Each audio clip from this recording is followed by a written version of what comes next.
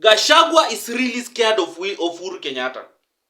Gachagua is really scared of Uhuru Kenyatta. And if there is somebody in the mountain who should be scared of Uhuru Kenyatta, is none other than Gachagua. So I understand where he's coming from. I understand his concerns. I understand why he's behaving the way he's behaving. Ever since Uhuru came out and attacked the government and said that they are now going to the ground, that he's now joining politics officially, he's going to popularize Jubilee. It has created imeleta tumbo joto kwa Gachagua and his team, and now they have started now even attacking the former president and now calling Jubilee like it's just a red wheelbarrow. In short, what they are saying, just trying to say that Jubilee bado ni chama tu ya Ruto, ni vile imekuwa wamepaint red, sasa it's no longer yellow the way it was.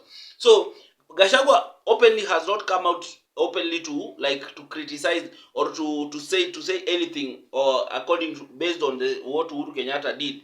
But you can see the isolation that they are now showing Matiang'i, and the kind of attacks they are now directing towards Matiang'i and all these other things. So there's a lot of things that rumors are saying, and mambo inasemekana chini ya maji, that Gachagua has been trying to amejaribu kujiforce like he wants to be the only person who is listened in Mount Kenya. Yani yeye tu ndio anafaa kusikizwa pale Mount Kenya. Yani hiyo ndio kitu yenye Gachagua is really fighting for.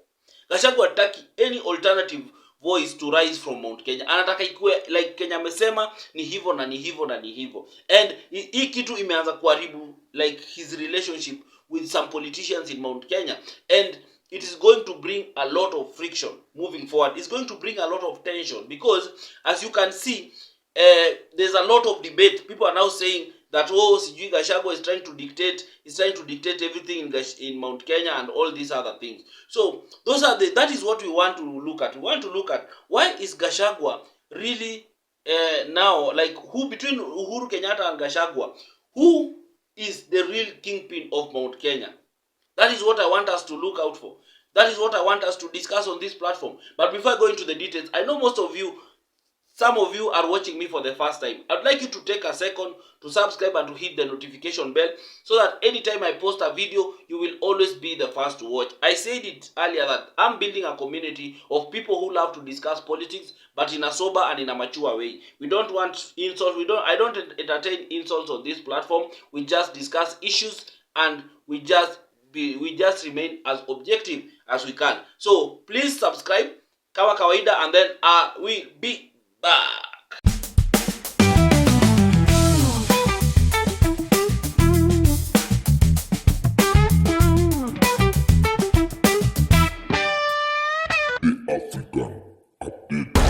Thank you for everyone who has subscribed, and for the 10 subscribers, I really appreciate you. Yes. So back to my video. So as I was saying, that Uhuru Kenyatta has announced that he's officially now coming back to politics, and now he's going to popularize Jubilee. But let us look at, I told you that on this platform we just don't discuss things on the face value of things. We always like to go deeper and try to understand why are things happening, because I always say that things happen for a reason. Things just don't happen. They always happen for a reason, and they are made to happen for a reason. So between Uhuru Kenyatta and Gachagua, who is the real kingpin of Mount Kenya, and who can really outsmart the other? So that is what we want to look at.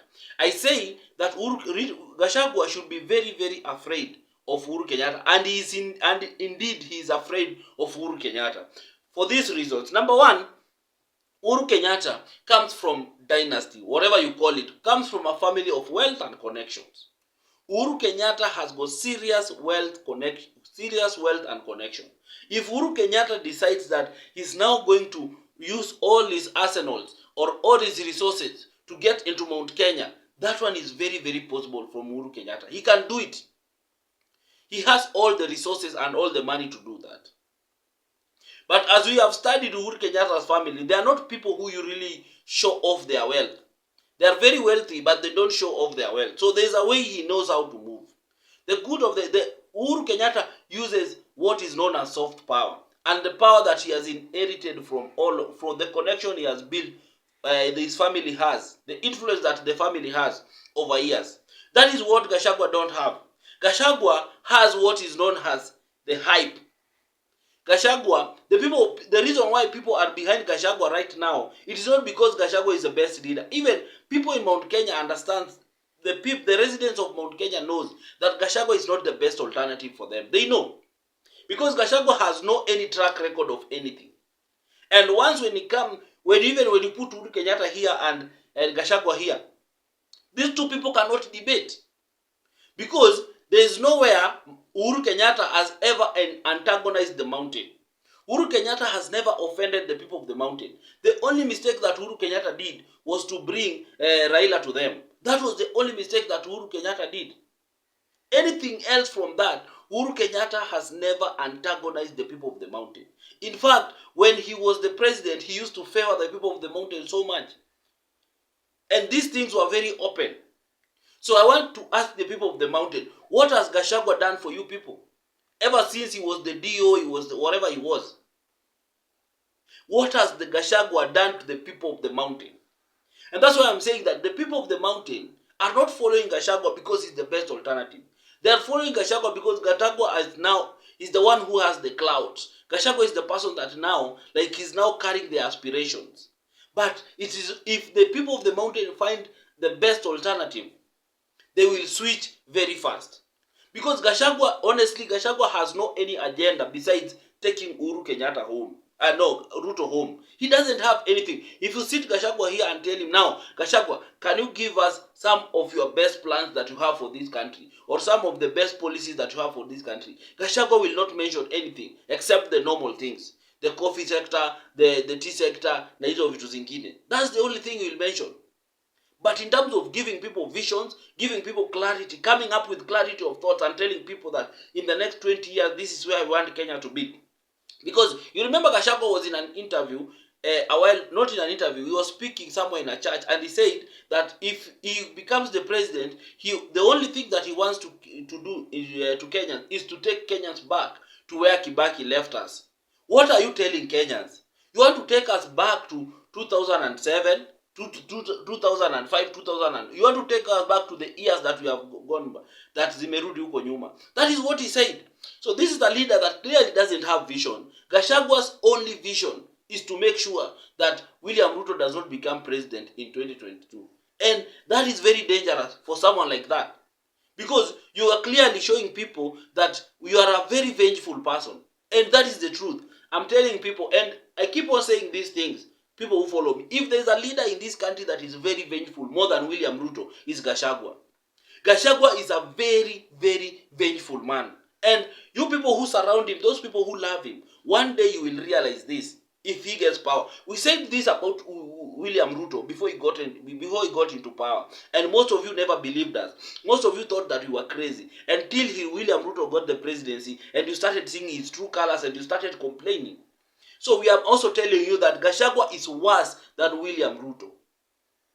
I keep on telling you, any man who says he's a truthful man, any man who hides behind a Bible or behind religion, that is a very, very, very vengeful and a very cruel person. If you want to read, go back and read history.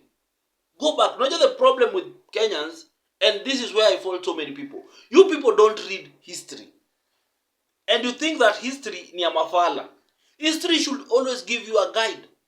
Because even the people that become leaders, for them to lead people, they read history. They read past leaders. They see how leaders in the past used to deal with, handle, control crowd, control how they used to rule. And they take a copy from that, and that is what they use as their template. So, William Ruto, not William Ruto. Like, if you read history, people like Akina Hitler were very religious people. Hitler himself was a very religious person. This was a man, and I keep on telling you that William Ruto used that script exactly to get into power. You get? So you people, you must be very, very, very, very, don't be carried by the wave. Usikuwe unabebwa that now Gachagua is the new thing and now you flow with it.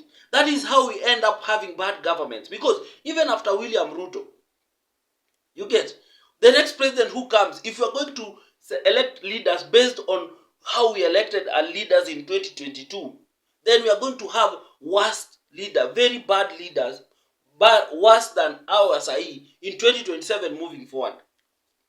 So our people, and my plea is goes out to all of you, that do not elect leaders based on like how they are. Try and study these people. Nimewambia. So Ruto, Gachagua is very very scared of William Ruto, not William Ruto, of Uhuru Kenyatta, because number one, he understands that when it comes to connection, Uhuru Kenyatta has all the connections that he wants. When it comes to finance, Uhuru Kenyatta has money that Gachagua can't match. When it comes to attack, Uhuru Kenyatta knows how to attack. And you know Uhuru Kenyatta, when he attacks, Uhuru Kenyatta doesn't attack like the way Gachagua attacks. You know Gachagua doesn't just attack. Gachagua insults. But Uhuru Kenyatta knows how to attack you, and then he leaves the debate to the people. You see how he responded? He talked about Linda Mama. He said he attacked in a way that at the end of the day, he left all Kenyans to like Mukana sasa go outside there and debate about that. Uhuru Kenyatta is a very tactful person. Uhuru Kenyatta is a very very tactful person. So Gachagua is very very much scared because he understands Gachagua has been the PA to Uhuru Kenyatta. He understands what Uhuru Kenyatta brings to the table when he starts challenging him. So he's very very scared. He knows that Uhuru Kenyatta, when he decides to now focus his attention on Mount Kenya, then Gachagua will have a very difficult time, because Gachagua will not know how to attack Uhuru Kenyatta. He doesn't know how to attack Uhuru Kenyatta, because once he attacks Uhuru Kenyatta, he knows that he'll be attacking the Kenyatta's family, and that is a royal family. That is a family that you just don't attack. Because for him to make sure that Uhuru Kenyatta anaonekana ni mdogo, he has no choice than to go for the family. You get? And by attacking Uhuru Kenyatta, what will he be doing? He will be saying like atakuwa anajaribu to sanitize Ruto in an indirect way. Yani it's very tricky for Gachagua. If you sit down and you analyze critically, it's very very difficult for Gachagua to attack both Uhuru Kenyatta and William Ruto at the same time. You get? Because on the same statement, if you can, so when Uhuru Kenyatta and when Gachagua and Ruto started disagreeing, Gachagua started comparing Uhuru Kenyatta to William Ruto. Like we started comparing William Ruto to Uhuru Kenyatta's government, those two regimes. That is how you started like comparing, saying that the other regime was much better, or at least was better, but this one is worse.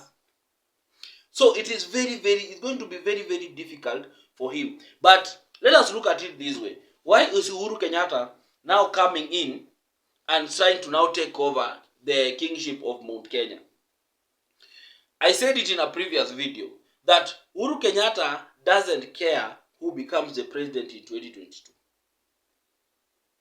That one is very clear, as long as it is not Gachagua.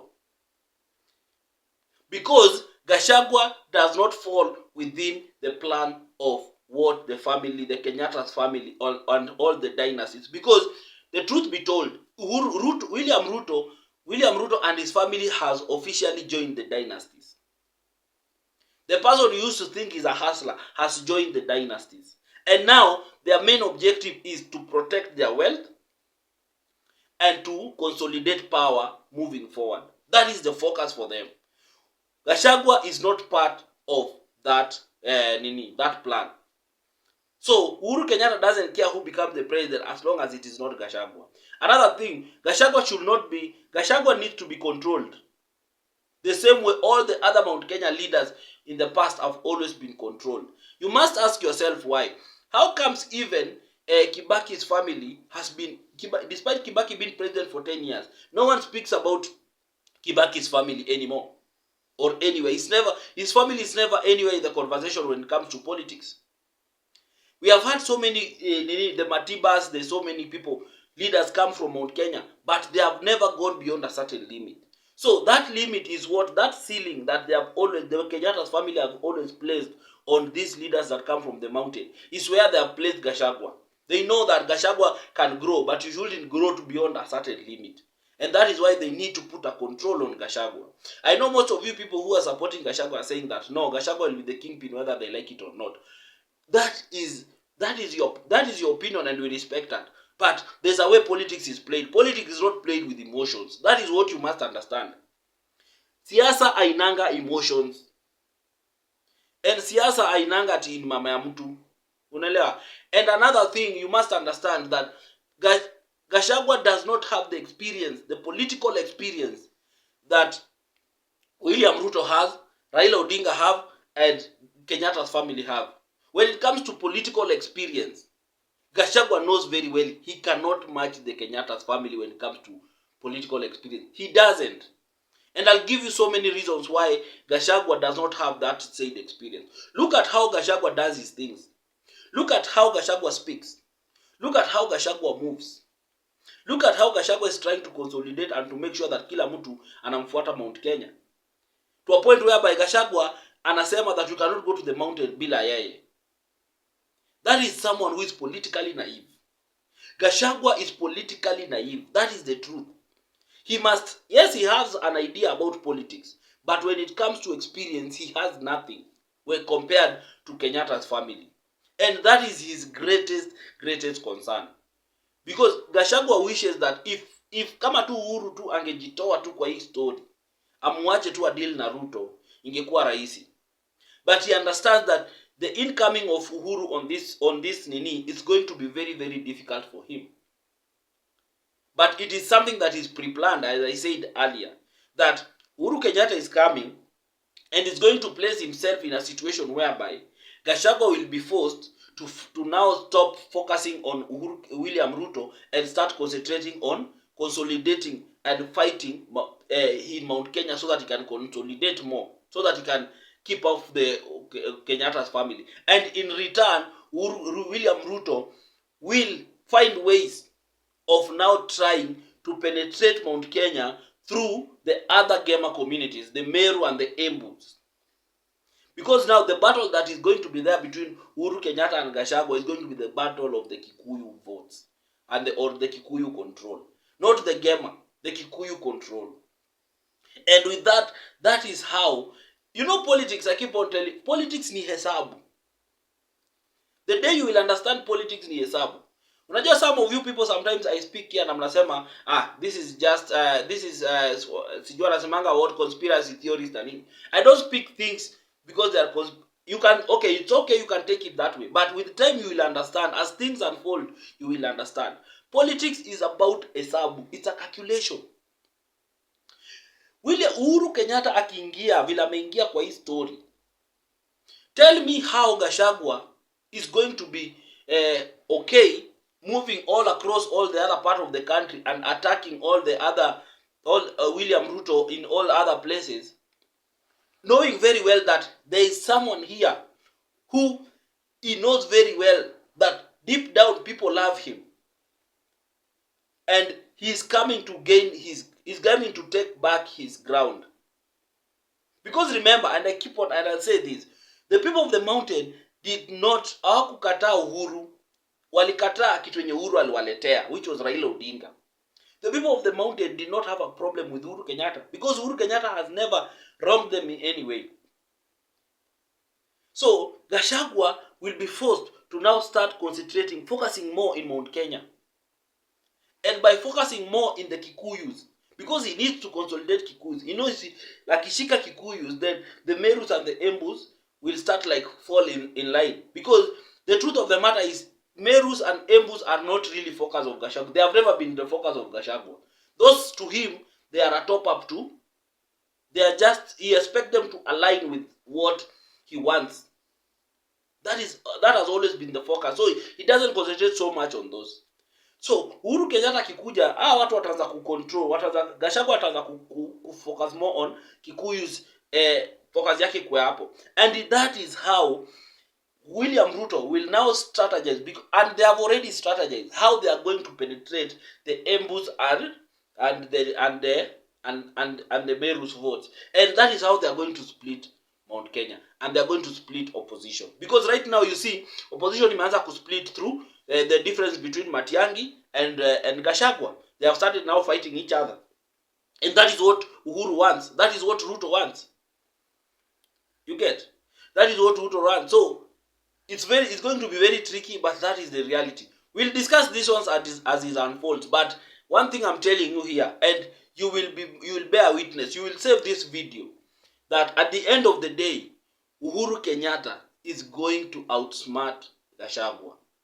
Gachagua is not going to be a point of discussion come 2027. As we get close to 2027, I'm telling you, mark this day and mark this video. Gachagua will not be the decider come 2027 in Mount Kenya. Gachagua is a passing cloud. Gachagua is a passing wave. Trust you me. I know most of you will not agree with me, but Gachagua is something that Gachagua will not be on people's mouth come 2027. I keep on telling you, and that's why I say that Gachagua is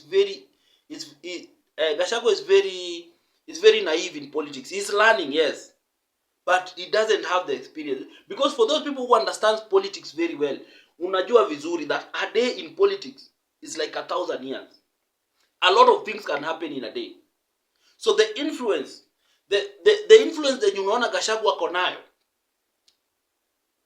the wave, the things that people are speaking, trust you me, as time goes by, because we have a lot of time between now and 2027, that influence will have dwindled big much. Because by the time we get to 2026, 2027, trust you me, Gachagua will have nothing new to tell people. If kama ni kuongea about the government, atakuwa amesema kila kitu. There is nothing new, he'll just be repeating himself. And that is why if Gachagua was a smart politician, there are some things he could have kept under the carpet. Some arsenals angejiwekea, anajua hizi nitazitumia pale mbele kuattack. But for now, wacha tu niongee kawaida nini. But he wasn't that smart. Anyway guys, let's discuss in the comment section. Tell me what you think about the whole thing. And I know this is a debate that will continue because right now Uhuru is back. And for those people who understand Uhuru, it's not going to be easy. So let us see how it's going to unfold. Share your views in the comment section. But as I always say, do not insult anybody in the comment section. I want to create a community of people who can discuss politics without insult or anything. Just remain objective and share your opinion. Remember, there is no opinion in politics that is always right, and there is no one that is always wrong. People just share their view, and that is it. So don't think that you are superior or your opinion supersedes everything. So just share your opinion and we will really appreciate it. Thank you. Until next time. Bye-bye.